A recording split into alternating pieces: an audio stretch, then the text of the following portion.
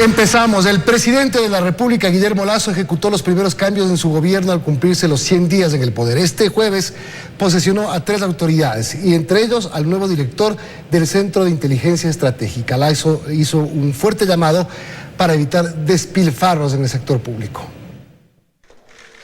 Se cumplen los primeros 100 días de gobierno y el presidente de la República, Guillermo Lasso, ejecutó 3 cambios importantes en la lista de autoridades. Y Lasso aseguró que conoce a los 3. Al frente del Centro de Inteligencia Estratégico estará Galo Robalino Valencia. Lasso pidió que la entidad sea utilizada para beneficio estatal y no de gobierno. Al servicio del partido de gobierno, del proyecto político, ni siquiera de temas puntuales o específicos del gobierno que no tengan relación con la seguridad del Estado. También la Corporación Nacional de Telecomunicaciones estrena gerente general. Se trata de Ralph Suástegui, quien deja la Secretaría de la Presidencia para asumir la dirección de la CNT, una de las empresas estratégicas. Finalmente, que será funcionarios que lean el código de ética adjunto al decreto. Pide evitar despilfarros y rechazar la corrupción. 14 años, todavía veo secuelas por aquí de gente que no se ubica y que cree que tienen derecho a utilizar los recursos de los ciudadanos ecuatorianos para su beneficio personal. Así que les pido el favor, volver a leer el código de ética. Cambios que se generan en el día 100 del mandato de Guillermo Lasso, justo en el día en que la meta de vacunación fijada por el gobierno desde el inicio está prácticamente cumplida. Y sobre esto habló. Podremos satisfacernos de que 9 millones de ecuatorianos están vacunados con las 2 dosis. Y en caso de que no sea exactamente 9 millones, pues bueno, nos tomará un día más. Será 101 días y no 100 días. Dijo además que si se requieren nuevas dosis de vacunas como refuerzo, será el propio gobierno que asuma la responsabilidad de concretar.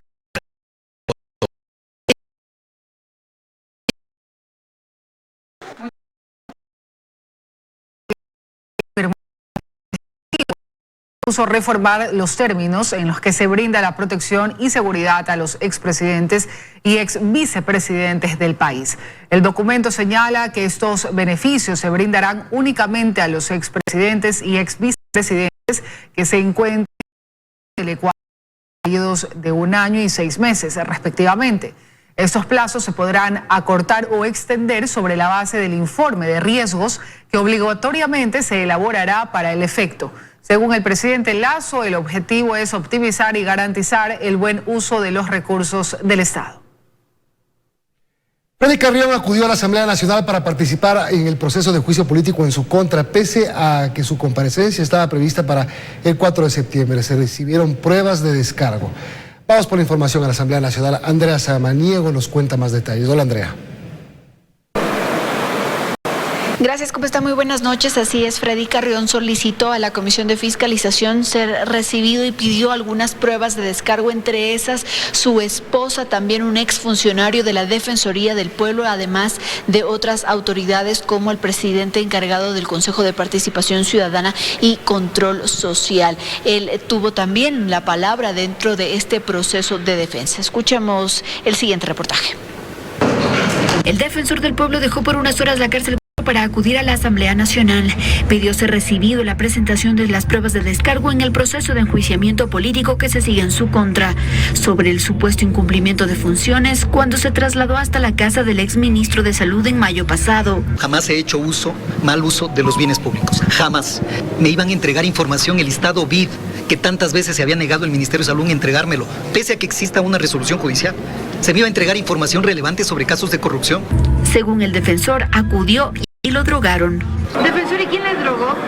El exministro de Salud. Yo con total convicción manifiesto que él es el responsable de esto, porque él no viene a dar la cara acá. Dentro de las pruebas de descargo, el primero en presentarse fue un exfuncionario de la Defensoría que alegó ser destituido por cuestiones políticas. Como nunca antes, en un juicio político, Carrión tuvo la oportunidad de hacer preguntas. Criterio le merece la gestión que se realizó en la Defensoría del Pueblo mientras me mantuve como defensor del pueblo. Y desde que inició cumplido con el debido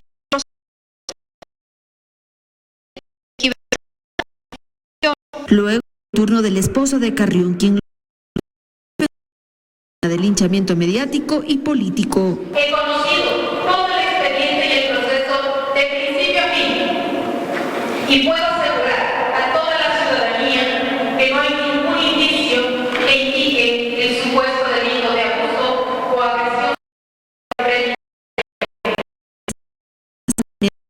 En el departamento del exministro de Salud, debe juicio político, que su familia ha recibido amenazas de muerte y que son parte del programa de víctimas y testigos. Al ingreso a la cárcel, mi esposo se le quitó esta protección y a mí me bajaron la protección a intermedia, semipermanente. Al señor Falconil le pusieron premiado como testigo protegido permanente. Usted ha reforzado las declaraciones que han dado ante esta comisión agentes de policía que afirman, como efectivamente sucedió, que el doctor Carrión nunca fue detenido.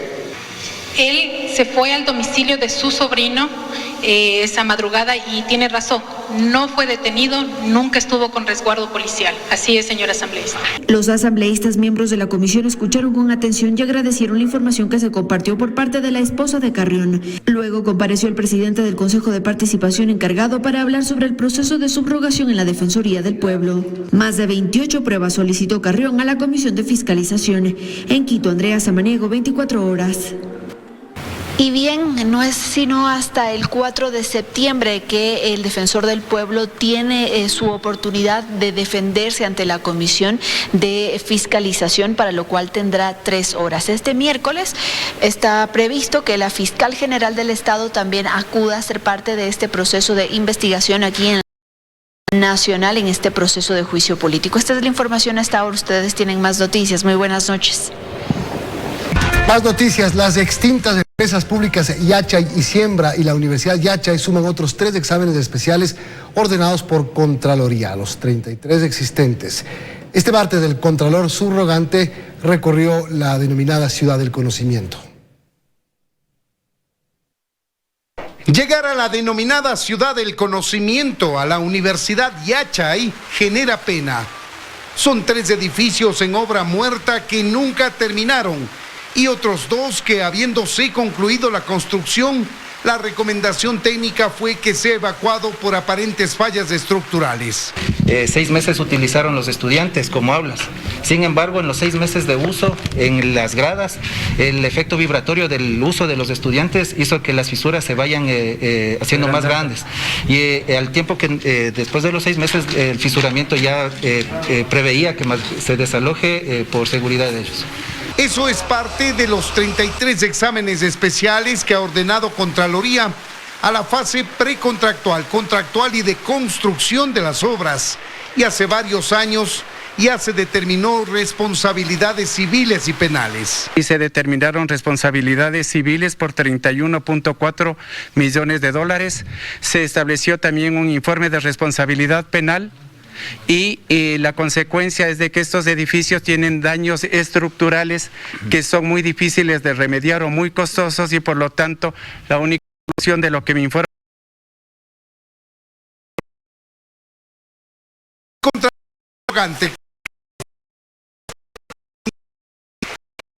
el trabajo de 3 equipos de auditoría que inician nuevos exámenes a otras construcciones y a la parte financiera y administrativa, tanto de la empresa pública como de la Universidad Yachay.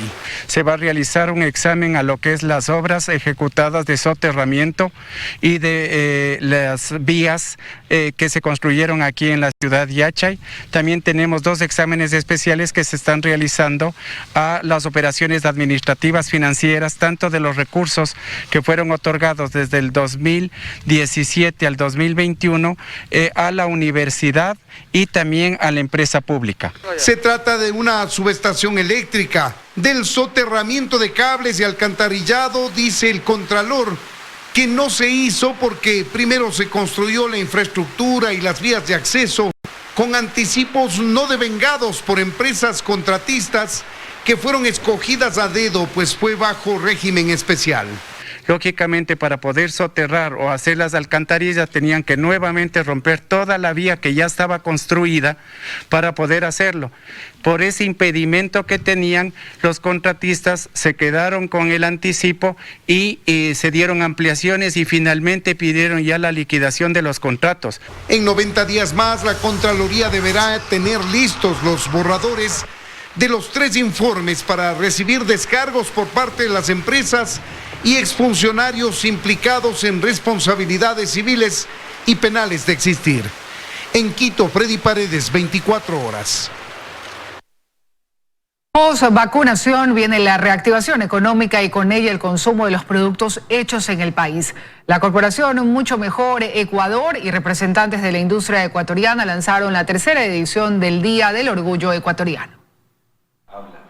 Conscientes de que la recuperación del país es responsabilidad de todos los ecuatorianos, el sector industrial, pensando en la reactivación económica a través del y el empleo,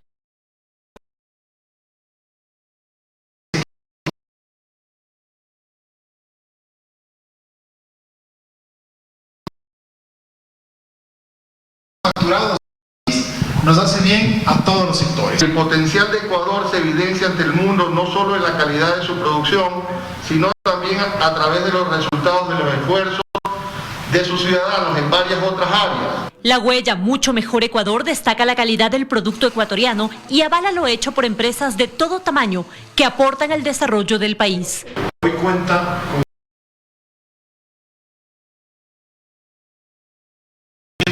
empresas formales.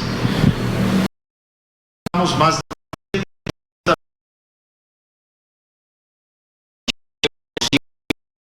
identifica la huella como esa garantía de proporción que el orgullo ecuatoriano, reactivación, exposición y conocimientos. Para el orgullo en el Ecuador, ofertas del orgullo ecuatoriano y premiar la excelencia. Desde el gobierno aseguran que la estrategia se enfoca en fortalecer la industria y los diferentes sectores del encadenamiento productivo. Y poder fomentar también a nuevos emprendedores que logren involucrarse, hacer nuevos productos. El sector empresarial, por su parte, destaca lo que aún se espera para luchar contra la falta de competitividad. El gran problema es esta brecha gigante entre el sector formal y el sector informal.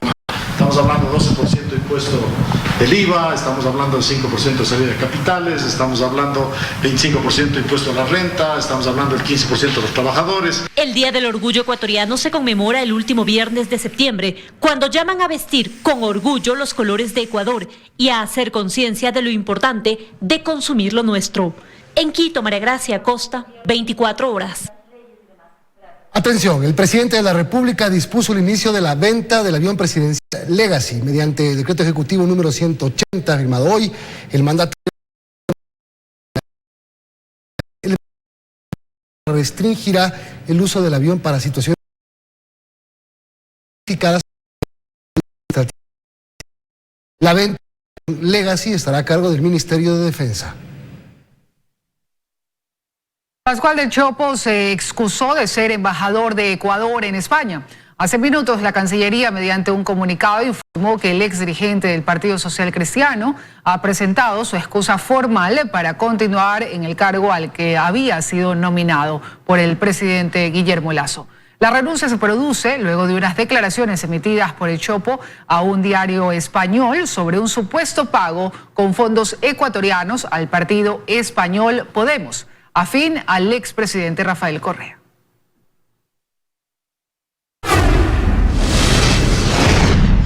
Nueve personas fueron detenidas esta madrugada sospechosas de falsedad de información en el sistema bursátil por el caso Ispol. Los allanamientos se efectuaron en los cantones de Guayaquil, Daule y San Borondón. Esta mañana en Guayaquil, Daule y San Borondón se realizaron varios allanamientos que dejaron 9 personas detenidas por presunta falsedad de información, causando un perjuicio a varias instituciones por compra de obligaciones y facturas negociables. Una de estas empresas es una empresa auditora. Hay otras 2 empresas que estaban vinculadas a la importación y obtener fondos que servían para hacer pagos de deudas anteriores que ya tenían y también emisión de facturas. Entre las empresas perjudicadas estarían el Instituto de Seguridad de la Policía Nacional, el Fondo de Seguros de Riesgo del Trabajo del BIES, el Fondo de Cesantía del Magisterio Ecuatoriano, la Corporación Financiera Nacional, Seguro Sucre, entre otras instituciones. El monto total por las pérdidas aún no se cuantifica, pero en solo 2 transacciones se manejaron más de 30 millones de dólares. Aparte de eso, tienen otros procesos más donde se está investigando y que tienen también emitido facturas comerciales negociables. En el caso del ISPOL, más de 900 millones de dólares de su portafolio están en riesgo por inversiones irregulares que se hicieron entre 2014 y 2019.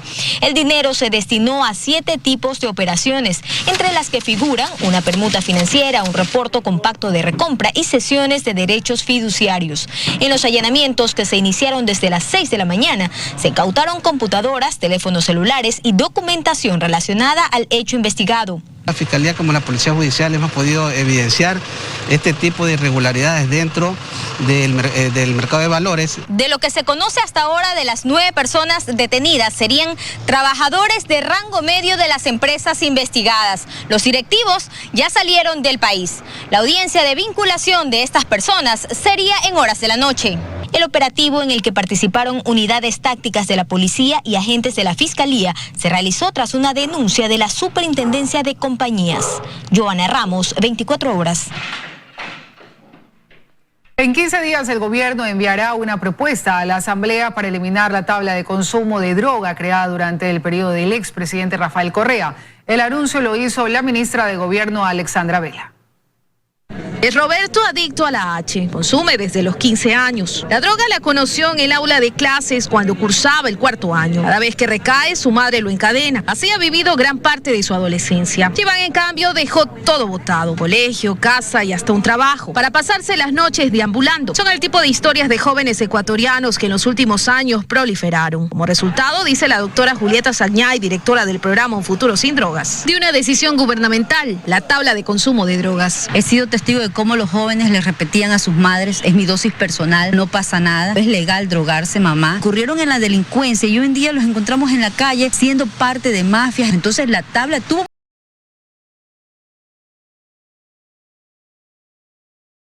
de controles.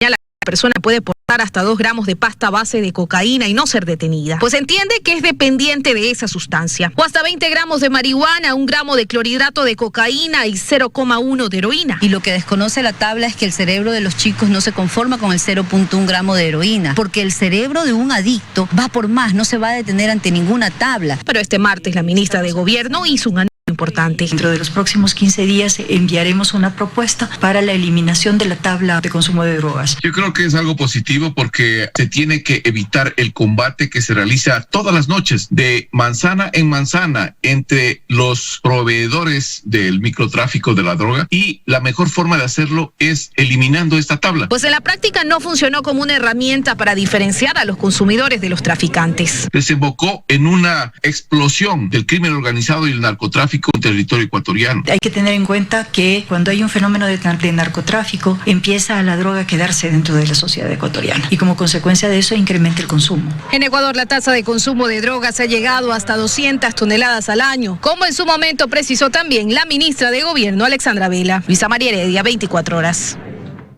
Tras el aumento de delincuencia derivado del narcotráfico en Manabí, autoridades refuerzan controles por aire, mar y tierra. Este martes hubo una reunión de seguridad mientras la instalación de radares continúa avanzando en la provincia. Luis Alfredo Zúñiga nos cuenta más desde Manabí. Hola Luis, buenas noches.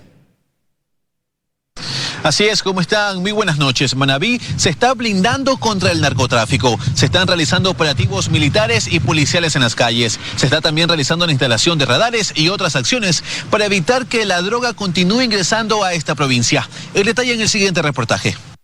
Este martes en Puerto Viejo se realizó una reunión de seguridad para plantear estrategias que reduzcan este mal. Se pusieron sobre la mesa los principales problemas: robos y muertes violentas. Hasta el mes de agosto, 350 robos aproximadamente. Ustedes saben que el crimen ya no es solo, o la delincuencia no es solo nacional, sino ya es transnacional. Desde la Fiscalía Provincial de Manabí ratifican un aumento de denuncias con referencia al 2020 en tema de robos y muertes violentas. Gran parte de las víctimas presentan antecedentes penales. Tráfico ilícito de sustancias sujetas a fiscalización, robos y los mismos asesinatos.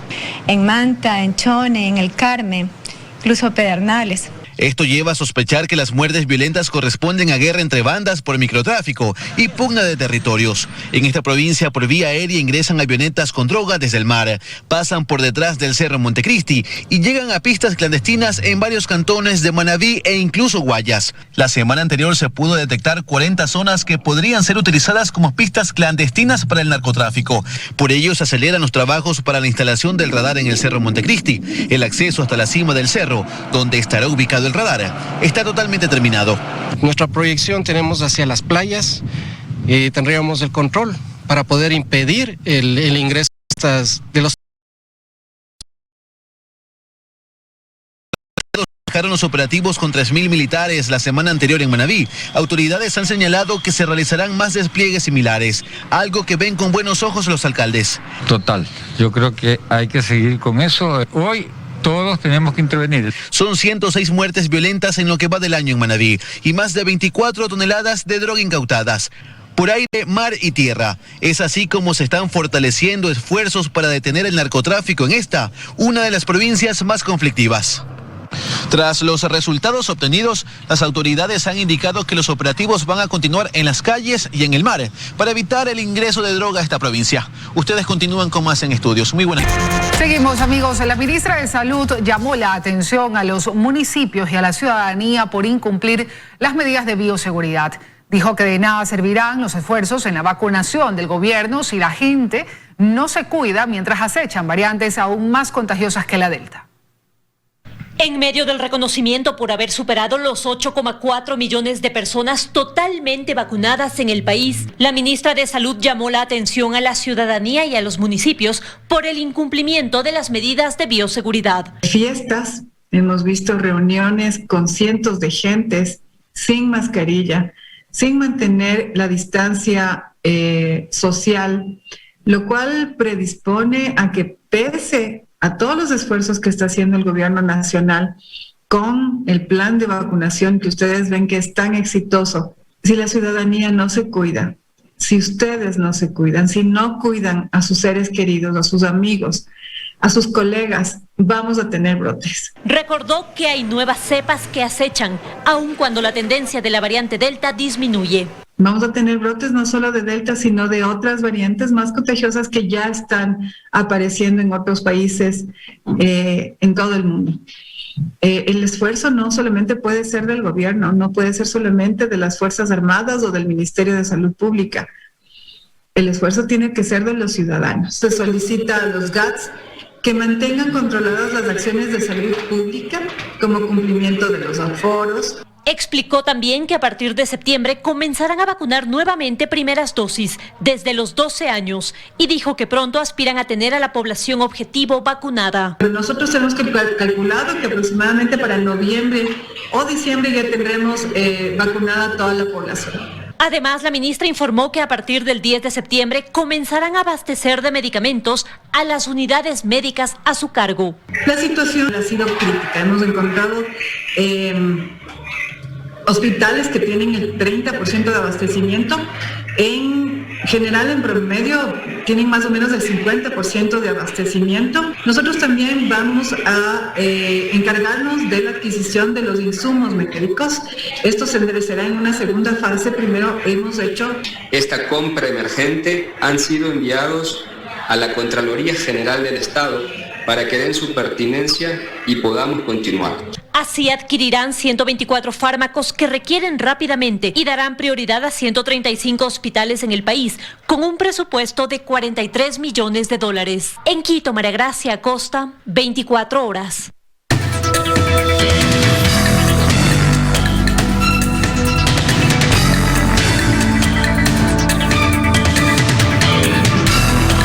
tu salud. Hola amigos, muy buenas noches, bienvenidos nuevamente a su segmento Por tu Salud. Soy el doctor Esteban Ortiz y hoy vamos a hablar sobre las propiedades de un fitofármaco que es conocido como silimarina. Este se lo ha estudiado algunas veces como potencial tratamiento coadyuvante en el contexto de la COVID-19. Hace algunos meses en la revista Phototherapy Research, el doctor Parsha Palit publicaba una revisión sobre las posibles propiedades inmunomoduladoras, anticoagulantes y potencialmente antivirales de todos los derivados de la silimarina, es decir, de esta fracción natural estandarizada que se deriva de las famosas semillas de la planta medicinal tradicionalmente conocida como Cardo mariano o Silabum marianum de la familia de las Asteraceae. Esta planta es originaria de la región mediterránea, incluyendo Grecia, Irán, Afganistán, entre otros países. Desde el punto de vista químico y bioquímico, esta silimarina es un complejo polifenólico de flavoglicanos formados por 7 derivados de estrechamente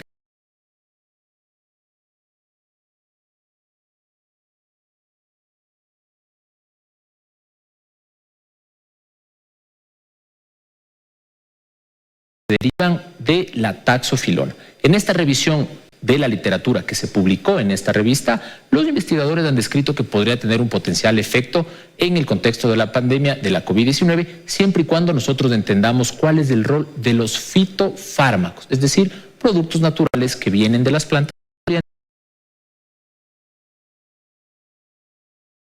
que estamos los tratamientos novedosos y que vienen de origen natural son usualmente los que más medicamentos nos dan a nosotros como humanidad. Sin embargo, todavía tenemos muchas falencias en términos de investigación.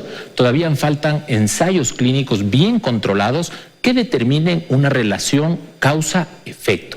Es decir, por el momento nosotros no podemos recomendar que se tome silimarina como tal. Sin embargo, si es que las personas entienden que los fitofármacos son beneficiosos para su propio proceso de curación, pues lo pueden hacer siempre y cuando consulten con su médico de cabecera. Todos los productos, inclusive los naturales, pueden tener efectos adversos. Nos vemos en el siguiente segmento de Por tu Salud.